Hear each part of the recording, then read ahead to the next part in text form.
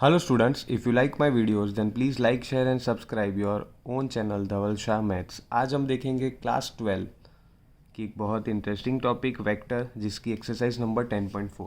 तो 10.4 शुरू करने से पहले सर्टेन जो कॉन्सेप्ट्स है वो हमें स्टडी करने पड़ेंगे। तो 10.4 के अंदर आता है क्रॉस मल्टीप्लिकेशन,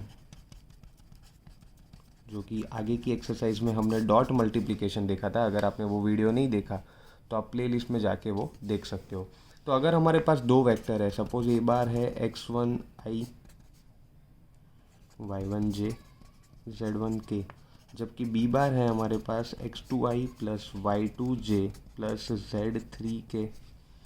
तो इन दोनों के बीच में अगर हमें क्रॉस मल्टीप्लिकेशन करना है तो वो हम कैसे करेंगे। ए बार क्रॉस बी बार, आपको वापस डिटर्मिनेंट के ऊपर जाना है, ठीक है। तो आई जे के यहाँ पे जो ए बार है वो हम लिखेंगे, मतलब कि x1 y1 z1 जो कि है उसके कंपोनेंट्स।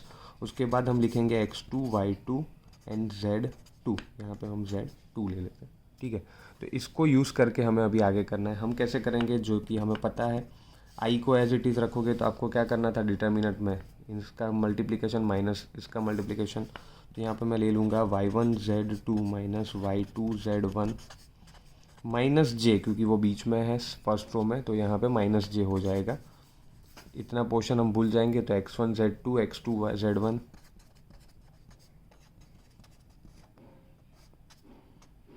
प्लस के, तो ये भूल जाएंगे x1 y2 minus x2 y1।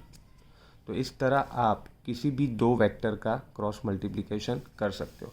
तो यहाँ पे जो एक इम्पोर्टेंट नोट है जो आपको याद रखनी है कि जब आप वेक्टर क्रॉस वेक्टर करते हो तो आपको जो आंसर मिलता है वो वेक्टर के फॉर्म में ही मिलेगा। जबकि आगे हमने क्या देखा था कि जब आप वेक्टर डॉट वेक्टर करते हो तो वेक्टर डॉट वेक्टर का आंसर हमें कौन से फॉर्म में मिलता है, वो हमें मिलता है स्केलर के फॉर्म में। तो ये एक चीज़ जो है वो बहुत ही इंपॉर्टेंट है, क्योंकि ये जो वेक्टर का कॉन्सेप्ट है वो आपके लिए टोटली न्यू है, वो नया है आपके लिए। तो आपको ये चीज़ दिमाग में खास ध्यान रखनी है कि जब डॉट प्रोडक्ट होता है तो आंसर स्केलर फॉर्म में मिलेगा, जबकि क्रॉस प्रोडक्ट होगी तो आपको आंसर वेक्टर के फॉर्म में मिलेगा। इसके बाद देखते हैं इसकी सर्टेन प्रॉपर्टीज़।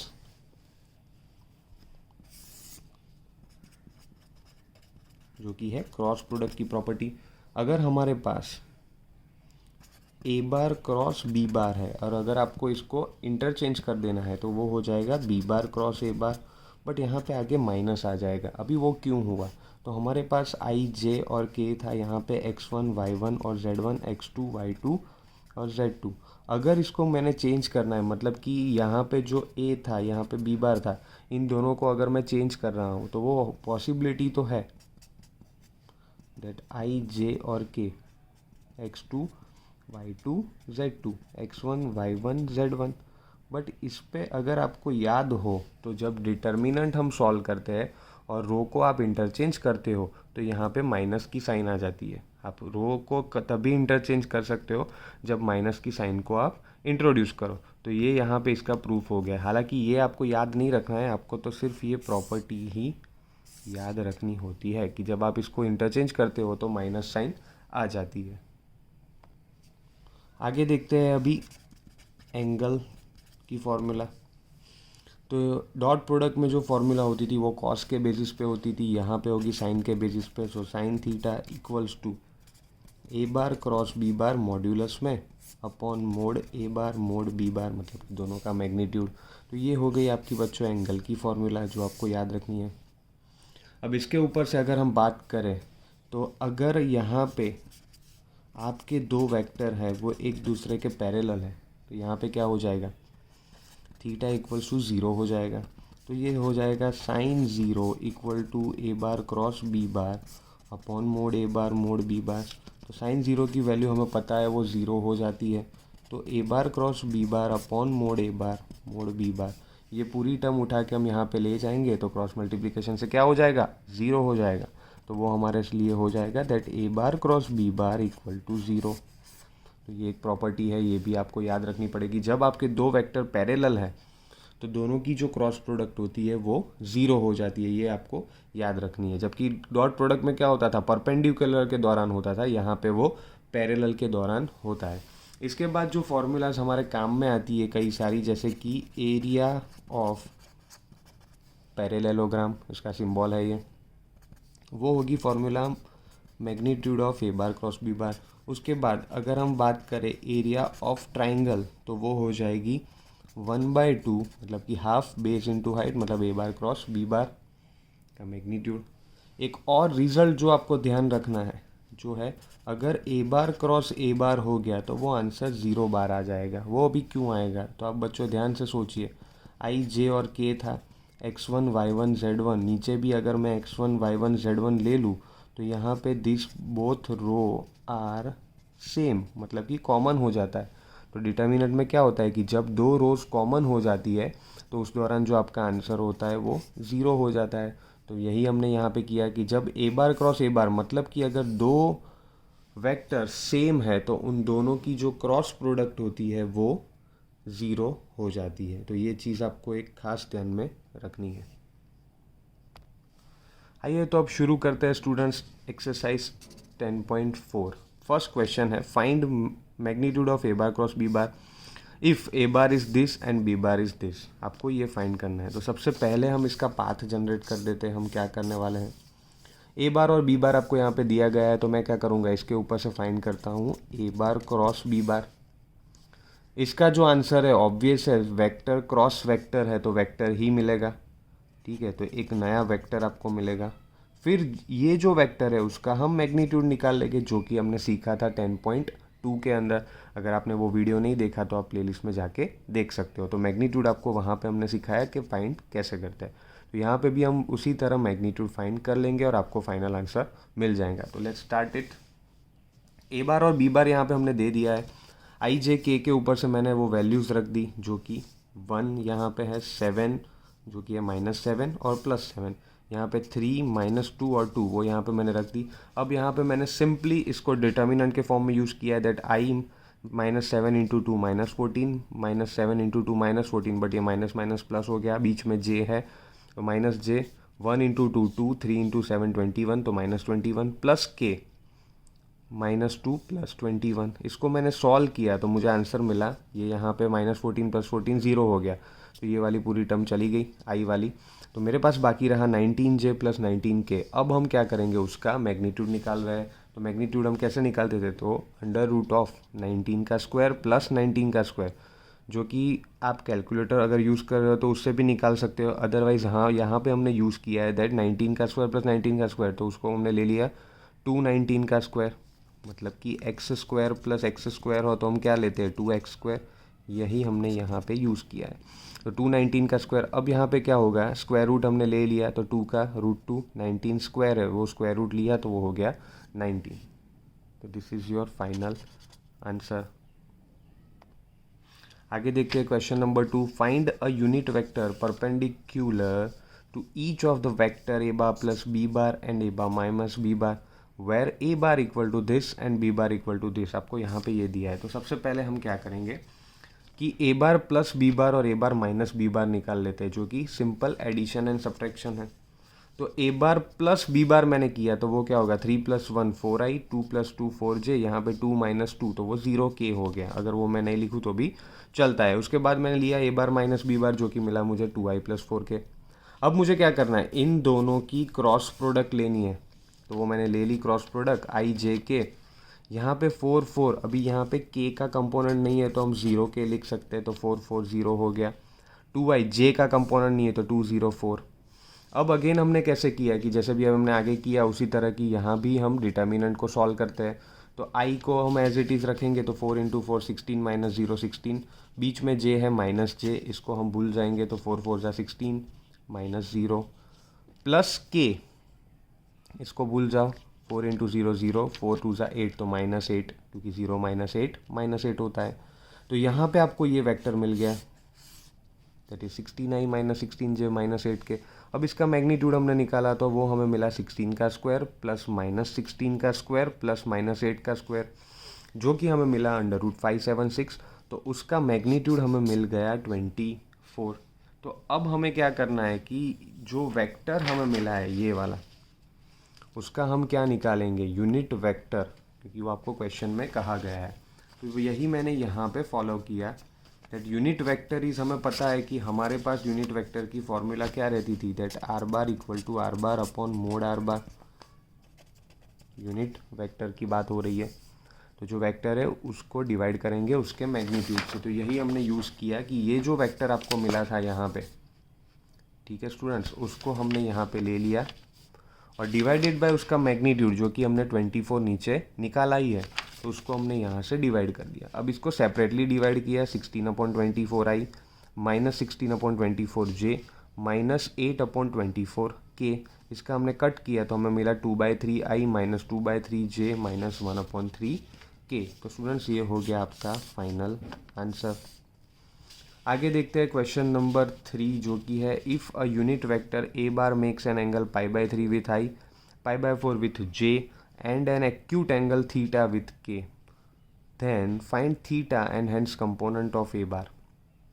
हमें क्या करना है, ए बार के कंपोनेंट्स फाइंड करने हैं और थीटा फाइंड करना है। तो यहाँ पे मैंने क्या किया, सबसे पहले मैंने ले लिया लेट एक ए बार, कोई एक रैंडमली वेक्टर मैंने ले लिया, that is xi plus Y J plus Z K. Mod A bar unit vector है, तो वो हमें पता चल गया कि उसका मैग्नीट्यूड जो होता है वो 1 हो जाता है।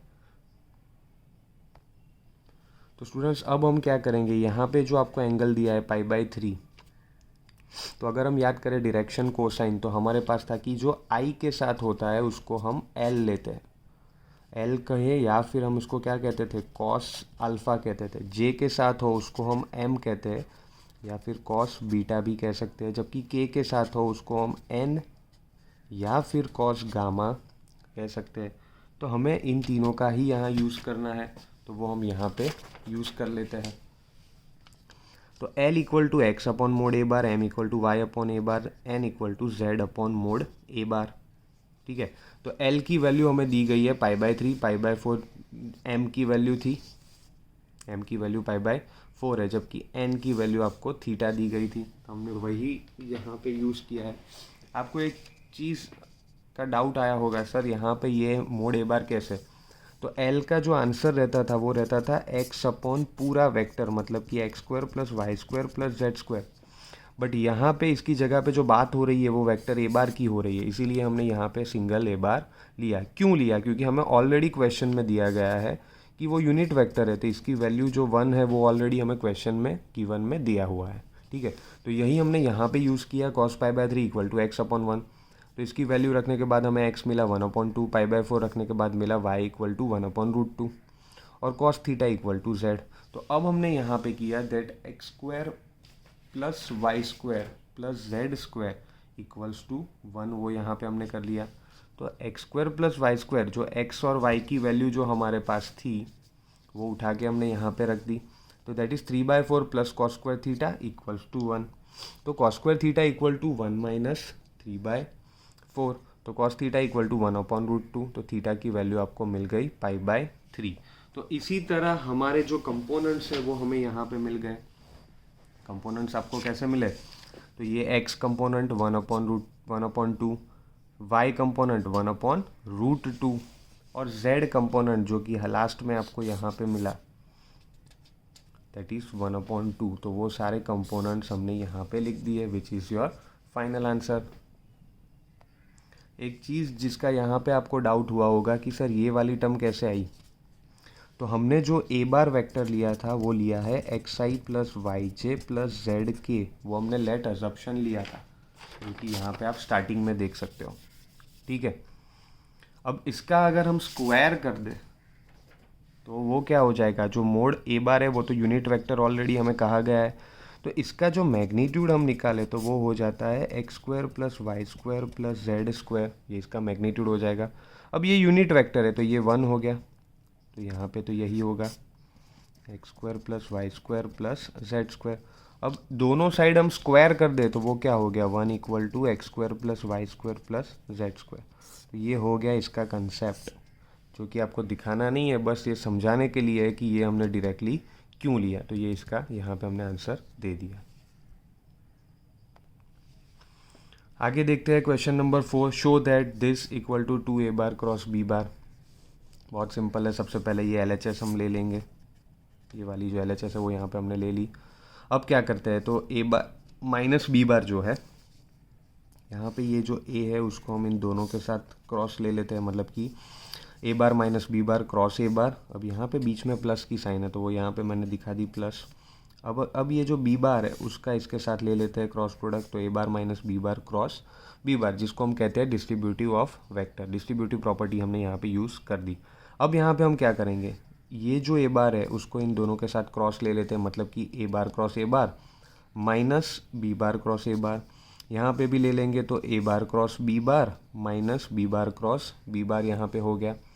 स्टूडेंट्स, अब हमने इनिशियली एक प्रॉपर्टी दी थी तो ये वो यहाँ पे हम यूज़ कर रहे हैं इन दोनों के बीच में, कि ये बी बार क्रॉस ए बार है जबकि यहाँ पे ये ए बार क्रॉस बी बार है। तो वो हमें पता है कि अगर इसको मुझे इंटरचेंज करना है, यहाँ से उसको मुझे अगर रिवर्स मतलब कि इंटरचेंज करना है, तो यहाँ पे ये जो माइनस साइन है वो प्लस हो जाती है।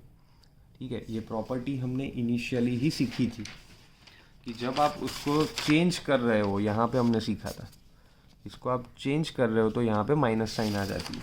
तो वही यहाँ पे मैंने यूज़ किया, ये माइनस थी तो उसका उल्टा किया तो वो प्लस हो गई। तो स्टूडेंट्स, यहाँ पे क्या हुआ कि A bar cross A bar, again property हमें पता है कि ज़ीरो हो जाता है, यहाँ पे भी ज़ीरो हो जाता है, प्रॉपर्टी हमने सीखी ऑलरेडी आगे। तो यहाँ पे A bar cross B bar plus A bar cross B bar, तो फाइनली आपको आपका आंसर मिल गया which is 2 A bar cross B bar, hence proved. आगे देखते हैं एक बहुत ही सिंपलेस्ट और इजीएस्ट क्वेश्चन जो कि शॉर्ट क्वेश्चन में आ सकता है। Find lambda and mu if this cross this is 0 bar. अब इन दोनों की cross product 0 bar already question में दिया हुआ है, तो मैंने यहाँ पे क्या किया, मेरी जो क्रॉस प्रोडक्ट की फॉर्मूला थी वो मैंने यहाँ पे यूज़ कर ली, दैट इज़ आई जे के। यहाँ से हम ले सकते हैं 2, 6, 27 वो ले लिया। यहाँ से आई के आगे कुछ नहीं है तो 1 लैम्बडा और म्यू वो ले लिया इक्वल्स टू 0। अब डिटर्मिनेंट्स के हिसाब से ही हम इसको सॉल्व करते हैं। इसको भूल जाए तो 6 into mu 6 mu minus 27 lambda, इसको भूल जाए तो हमें मिलता है 2 म्यू माइनस 27, यहाँ पे माइनस जे, इसको भूल जाए तो के into 2 lambda minus 6 equals to 0, यहाँ पे हमें मिल गया। अब क्या करते हैं, इसको सॉल्व करते हैं। तो इसको मैंने यहाँ पे कैसे सॉल्व किया कि ये जो पूरा कंपोनेंट है, ठीक है, इसको मैंने दूसरी साइड कंपेयर किया है। वो मैंने क्यों किया, क्योंकि यहाँ पे ये जो 0 आपको दिख रहा है उसको मैं यहाँ पे इस तरह भी लिख सकता हूँ 0i plus 0j plus 0k। ठीक है, तो इसका मैग्नीट्यूड 0 ही हो जाएगा, ये हमारा 0 वेक्टर हो गया। तो इन दोनों के कोएफिशिएंट को मैंने कंपेयर किया कि यहाँ पे 0 है, यहाँ पे 6 म्यू माइनस 27 लैम्बडा है, तो वो हो गया 6 mu minus 27 lambda equals to 0। ठीक है, उसी तरह मैंने जे के कोएफिशिएंट को भी कंपेयर किया, तो 2 mu minus 27 equals to 0। And similarly के को भी मैंने कंपेयर किया, तो 2 लैम्बडा माइनस 6 इक्वल टू 0। तो इन दोनों के ऊपर से मुझे म्यू की वैल्यू मिल गई 27/2, सिंपल है, जबकि लैम्बडा की वैल्यू मुझे मिल गई 3, जो कि हो गया हमारा फाइनल आंसर। आगे देखते हैं question number 6, given that A bar dot B bar equal to 0, मतलब कि एक ये दिया है और दूसरा A bar cross B bar equal to 0 bar, what you can conclude about vector A bar and B bar. वो हमें यहाँ पे दिखाना है कि इन दोनों के बारे में आप क्या कह सकते हो। तो फर्स्ट केस लेते हैं हम दिस वन, और सेकंड उसके बाद ये वाला लेंगे। फर्स्ट केस ए बार डॉट बी बार 0 है, तो हमें पता चल गया कि दोनों का मैग्नीट्यूड 0 है।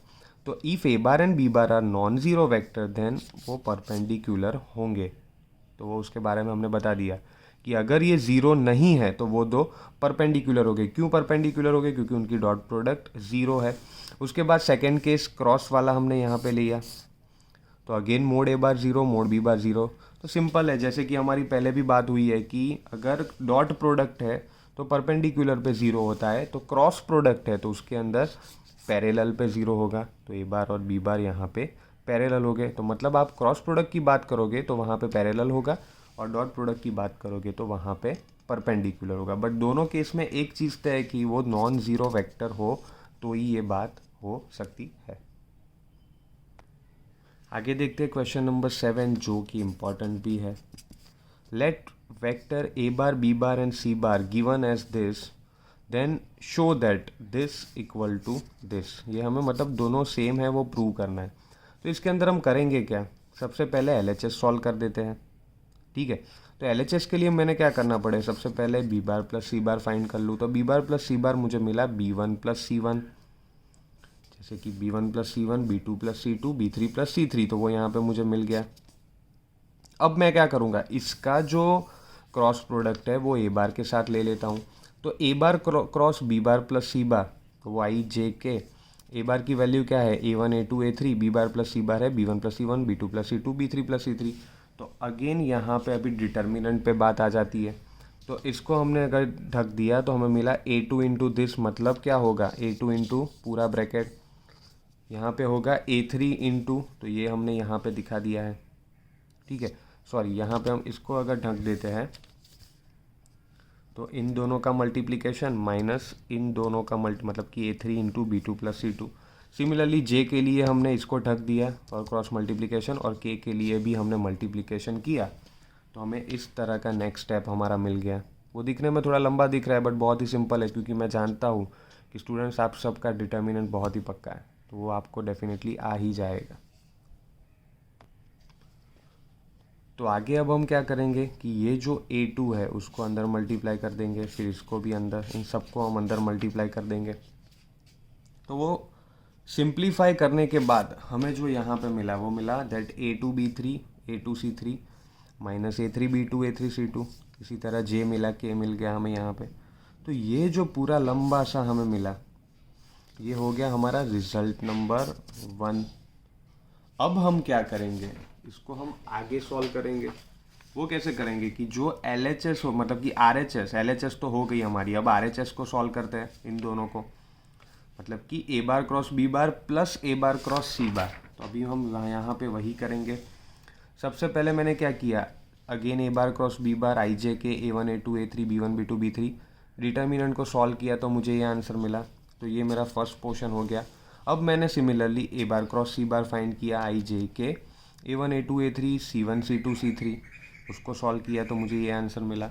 अब मुझे क्या करना है, इन दोनों का मतलब कि दिस वन और दिस वन, इन दोनों का मुझे एडिशन करना है, ठीक है। तो मैं अब क्या करूँगा, यहाँ पे आगे इन दोनों का एडिशन करता हूँ। तो एडिशन करने के बाद मुझे ये मिला ए बार क्रॉस बी बार ए बार क्रॉस सी बार।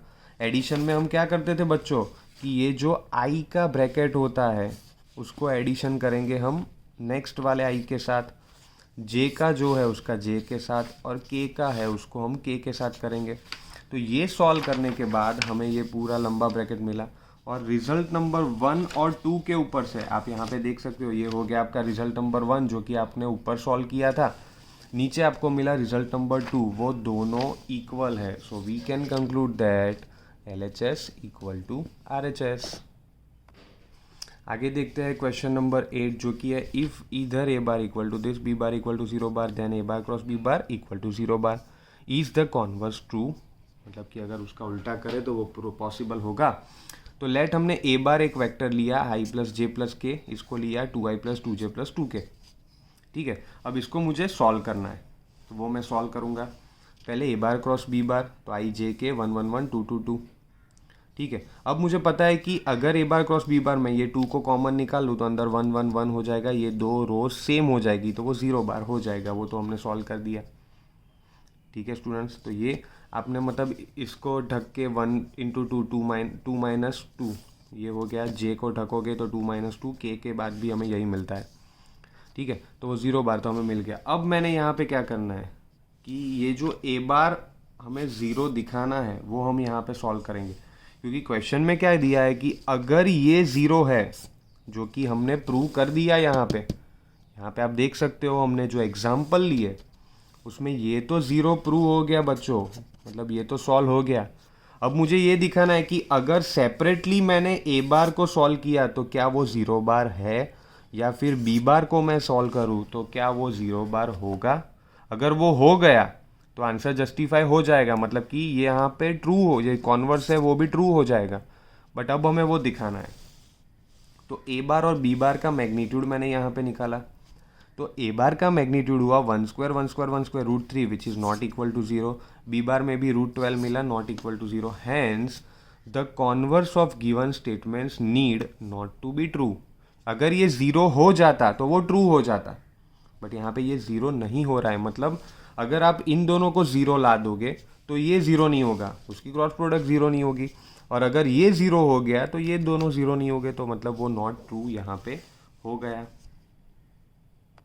आगे देखते हैं very simple question, find the area of triangle. A B C दिए गए हैं, तो ए बी सी मैंने ले लिया। अब एरिया ऑफ ट्राइंगल की फॉर्मूला आगे ही हमने स्टडी की, that is 1/2 A B into cross B C, sorry into नहीं होगा, ये क्रॉस बोलते हैं इसको। तो ए बी मुझे यहाँ पे कैसे मिलेगा, B minus A B C C minus B. अगर ये आपने स्टडी नहीं किया तो प्लेलिस्ट में जाके प्रीवियस वीडियोस आप देख सकते हो, वो वहाँ पे हमने सिखाया है। तो b माइनस ए के ऊपर से हमें मिला i प्लस 2j प्लस 3 के, c माइनस बी के ऊपर से मिला i प्लस 2j। अब इन दोनों की मैं क्रॉस प्रोडक्ट लेता हूँ तो मुझे आई जे के 1 2 3 माइनस 1 2 0 के हिसाब से ये मिल गया minus 6i minus 3j plus 4 के। अब इसका मैग्नीट्यूड मुझे निकालना है, तो वो मिला -6 का स्क्वायर माइनस 3 का स्क्वायर 4 का स्क्वायर, वो मिल गया √61। तो एरिया की ये जो फॉर्मूला है उसके अंदर मैं वो रख दूंगा, मतलब कि ये √61 को उठा के मैंने यहाँ पे अभी रख देना है, तो वो मुझे मिला 1/2 दिस √61/2 स्क्वायर यूनिट्स। ये हो गया मेरा फाइनल आंसर। आगे देखते हैं question number 10, find the area of parallelogram. ठीक है, वो भी हमने आगे स्टडी किया, सिंपल ए बार और बी बार आपको दिया गया है तो इसके ऊपर से हम एरिया की फॉर्मूला ये वाली लगा देंगे, ए बार क्रॉस बी बार का मैग्नीट्यूड। तो आई जे के ऊपर से मैंने 1 -1 3 2 -7 1 निकाला, इसको मैंने सॉल्व किया तो मुझे मिला 20i plus 5j minus 5k, जो कि बहुत ही सिंपल है। अब इसका मैग्नीट्यूड निकालते हैं तो 20 का स्क्वायर 5 का स्क्वायर माइनस 5 का स्क्वायर, तो मुझे मेरा फाइनल आंसर मिला 15√2 स्क्वायर यूनिट। स्क्वायर हम क्यों लगाते हैं, क्योंकि ये एरिया का आंसर है इसलिए। Hope you like my videos, if you like my videos then please like, share and subscribe your own channel, Dhaval Shah Maths. Thank you.